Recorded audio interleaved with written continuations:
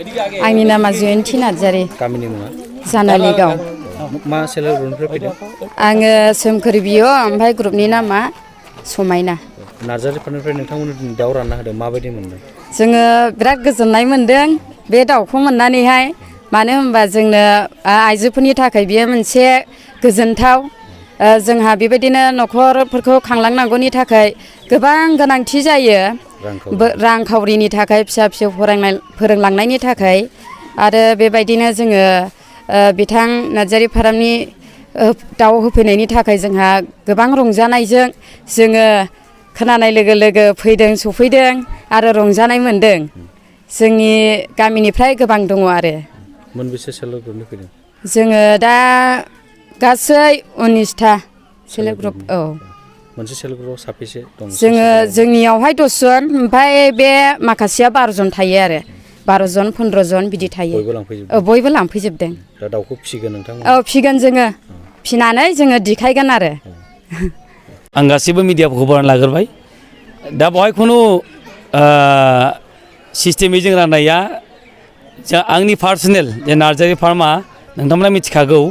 थांनाय 5-6 बोसोरनिफ्रायनो नार्जारि फार्मनि बानजायनायाव बायदि रोखोम माने समाजनि खामानि मावगासिनो दङ बे समाजनि हाबायाव जेरै मेडिकेल केम्प खालामनाय मालाबा अमा फ्रि राननाय मालाबा दाउ राननाय थिग बेबायदिनो जोङो दा नैबे बनगाव जानालिगाव लाफाखंखर एरियायाव जिहेतुके बियो जोंनि इन्टारनेशनेल बर्डार मानो होनबा भुटान आरो भारतजों नांनानै थानाय मोनसे एरिया बे एरियायाव जोंनि मानसिफ्रा गोदोहाय जेनेबा जोंना बे रायजो राजाफ्रा बहुद दुखिया रायजो राजा बिथांमोना बन लायनानै जायोमोन बा दंफां लायनानै जायोमोन बा सोरबाया मैहुर खालामोमोन दा बिथांमोना दा बे गभर्नमेन्टआ जिहेतु बिनि सायाव बहुद गोख्रों नायबिजिरो दा बेहाय बिथांमोना खामानिफ्रा माखासे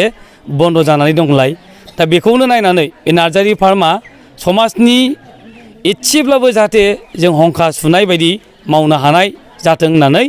माखासे जों दाउ राननाय जादों आरोखि बे दाउ राननाया गासैबो गामियावनो प्रत्येक न'खर न'खर मोननायनि थाखाय सुबिदाखौ होनाय जादों आरो बे दाउआ मोनसे गोजौ थाखोनि दाउ बे दाउखौ जाहाथे बिथांमोना फिसिनानै एसेब्लाबो गावनि संसार जानायाव एसे सहाय मोननाय बायदिनो जों बे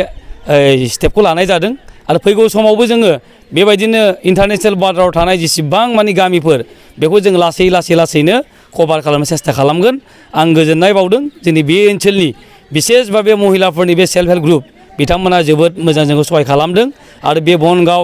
लाफाखंखर जानालिगाव बे ओनसोलनि गावब्रा बिथांमोना सहाय खालामदों बेवहाय खुनु जाथि धोरोम बोरोन गैयालासिनो गासैबो आइजोफोरनोनो बे दाउ राननाय हाबाफारिखौ जों नार्जारि फार्मा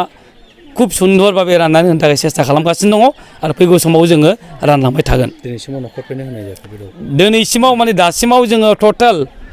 390टा न'खरनो हरनो हाबाय दा बे जोंनि थाखाय गिदिर एचिभमेन्ट आरो फैगौ समाव जों बेबायदिनो फ्राय 6,000-7,000 न'खराव होनो थाखाय जों सेस्था खालामगासिनो दङ नोंथाङा निजे जेनेबा दाउ अमा फिसिनायाव नांथाबो माबायदि फिसियोबा मुलाम्फा मोननो हागोन दा आं बिथांमोननो माखासे स्किलखौ आं फोरोंखाबाय दाउ अमाखौ फिसिनानै जे सासे मानसिया जाफुंसारनो हायो बेखौ आं गावनो प्रमान लोगोसे बिथांमोनाबो बायदि रोखोम प्रमान आजिखालि मोननो हायो दा नुबायबो दा दाउ अमा फिसिनानै जे सासे मानसिया जाफुंसारनो हायो बिनि माखासे टेकनिकखौ आं दिनै एसेबाबो फोरोंखाबाय बेमार जानायखौ बोरै होबथानांगौ बोरै बेखौ फेहेरलांनांगौ बिनि बागैबो जों रायज्लायखाबाय इतिमध्ये आरो फैगौ समावबो जोङो दाउजों लोगोसे अमा फिसिनायनि बोरमा फिसिनायनि माखासे टेकनिकफोरखौ जों बिथांमोननि ओनसोलाव एवारनेस हिसाबै जों ट्रेनिं लानोबो जों थि खालामदों जों बर्तमान प्रत्येकटा सेल्फ हेल्प ग्रुपआवनो 30टा करि दाउ होनाय जादों आरो बिथांमोननियाव सोरनाबा 8 जन सोरनाबा 10 जन बेबायदि सेल्फ हेल्प ग्रुप थायो एभारेजआव जोङो फ्राय 3 दाउ बिथांमोननि न'खराव जोङो सौहैनो थाखाय लाहार फाहार खालामदों